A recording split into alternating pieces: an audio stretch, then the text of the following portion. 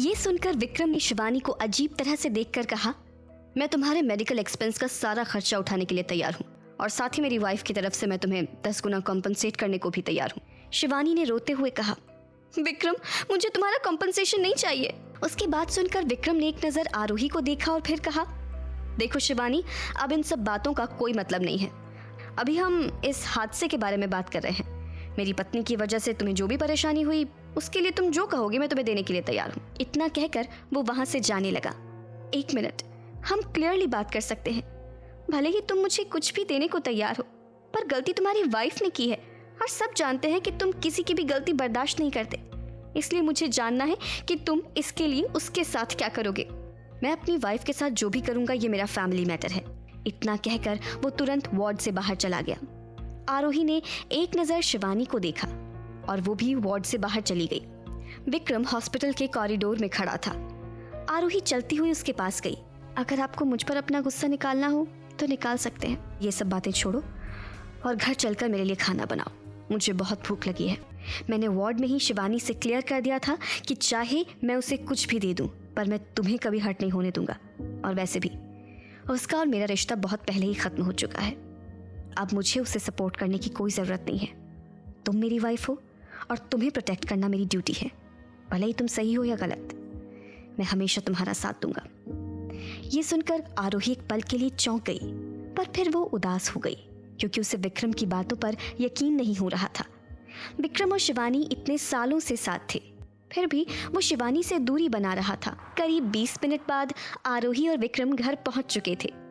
जैसा कि आरोही ने वादा किया था, उसने विक्रम के लिए खाना बनाया और उसे सर्व कर दिया। तभी चरण वहां पर आया और उसने झुककर कहा, सरकार, आपने मुझे उस लड़की को ढूंढने के लिए लगाया था जिसने आपकी जान बचाई है, और आज मुझे बहुत इंपॉर्टेंट क्लू मिला है। मैंने और स्वर्णा ने इस मामले पर जो भी इन्वेस्टिगेट किया है उसके हिसाब से हम पक्के से बता सकते हैं कि उस रात जो भी आपके खिलाफ प्लान किया गया था वो प्रियांश ने किया था। इसलिए प्रियांश को पता होगा कि किस लड़की ने आपकी जान बचाई है। उसकी ये बात सुनकर विक्रम की आंखों में गुस्सा उतर आया। उसने पूछा, क्या तुम्हारे पास ये सबूत है कि प्रियांश ने जिस लड़की को मेरे लिए अपॉइंट किया था वो कौन है? चरण ने अपना सिर ना में हिलाया और कहा, नहीं, पर प्रियांश को तो पता है ना। आप मुझे और स्वर्णा को थोड़ा समय दीजिए, हम ज़रूर उस लड़की तक जल्द से जल्द पहुंच जाएंगे। ये सुनकर विक्रम ने हामी भरी और कहा, लेकिन प्रियांश बहुत चालाक है, तुम्हें और स्वर्णा को केयरफुल रहना होगा। आरोही किसी का सीक्रेट नहीं जानना चाहती थी, इसलिए वो वहां से पहले जा चुकी थी। पर जितना भी उसने सुना था उससे वो ये तो समझ चुकी थी कि प्रियांश विक्रम से इस हद तक नफरत करता है कि वो विक्रम को मारने का भी प्लान बना चुका है। अब उसे कोई हैरानी नहीं हो रही थी कि शादी के 1 साल बाद भी शिवानी क्यों विक्रम के पीछे लगी हुई है। ये सोचकर उसने मन ही मन कहा, दोनों पति पत्नी एक जैसे हैं। ये सब सोचते हुए वो अपने कमरे में जा रही थी। रास्ते में लता का कमरा पड़ता था। आरोही ने देखा कि लता अभी भी जाग रही थी, इसलिए आरोही ने पहले उसे सुलाया और फिर अपने रूम में चली गई। उसकी माँ की हालत के जिम्मेदार महेश्वर और सुधा थे। महेश्वर का ख्याल आते ही आरोही को याद आया कि उसने महेश्वर को ट्रैक करने के लिए जीपीएस डिवाइस लगाया था। ये सोचकर उसने अपना फोन ऑन किया और लोकेशन देखने लगी कि महेश इस वक्त कहाँ था। वो जानती थी कि महेश्वर भी अनन्या की तरह बेशर्म है, इसलिए उसे जरूर कुछ न कुछ ऐसा मिलेगा जिससे वो सुधा को उसके खिलाफ भड़का सकती थी, पर उसे कुछ भी अलग दिखाई नहीं दिया। आरोही थक चुकी थी, इसलिए उसने फोन साइड पर रख दिया और लेट गई। कब उसे नींद आ गई पता ही नहीं चला। आरोही तैयार हुई और क्लिनिक के लिए निकल गई। वहां पहुंचकर वो अंदर जाती उससे पहले ही पीछे से एक आवाज सुनाई दी, आरोही, मेरी जिंदगी बर्बाद करने के बाद भी तुम्हें कोई लाज शर्म नहीं है जो मुंह उठाए घूमती रहती हो।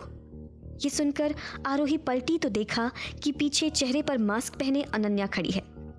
आरोही ने भी कह दिया, अनन्या, जो तुम्हारे साथ हुआ वो सब तुम डिजर्व करती थी। आरोही की बात सुनकर अनन्या ने भी पलटवार किया। ऐसे ही दोनों के बीच बहस की वॉर शुरू हो गई। वहां से गुजरने वाले लोग भी रुककर उन दोनों का झगड़ा देखने लगे। आखिर में आरोही की कड़वी बातें और हकीकतें सुनने के बाद अनन्या ने अपना कंट्रोल खो दिया।